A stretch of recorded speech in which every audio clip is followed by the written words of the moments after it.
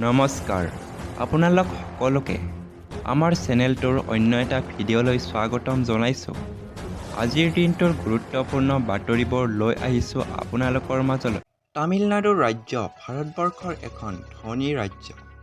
অসমে তাৰ লগত প্ৰতিযোগিতা কৰা সম্ভৱ নহ'ব। এই কথা বিবেচনা কৰিয়েই অসম ৰাজ্যিক অংগনবাড়ী কৰ্মী আৰু সহায়িকা সন্থাই এগৰাকী কৰ্মীৰ মাননি সৰ্বমুঠ 12,000 টকা, সহায়িকাৰ মাননি সৰ্বমুঠ 7,000 টকা আৰু মিনি কৰ্মীগৰাকীয়ে মাননি 10,000 টকা দিব পাৰে বুলি অসম চৰকাৰে মহিলা আৰু শিশু কল্যাণ বিভাগৰ সঞ্চালকালয়ে নৱেম্বৰ 2023 দিয়া আনুষ্ঠানিক প্ৰস্তাৱ মানি লৈছিল আৰু উক্ত আনুষ্ঠানিক প্ৰস্তাৱ কাৰ্যকৰী কৰাৰ দাবীতে পৰৱৰ্তী কালত অৰ্থাৎ 26 ফেব্ৰুৱাৰীৰ পৰা 17 মাৰ্চলৈ আন্দোলন কৰিবলগীয়া হৈছিল।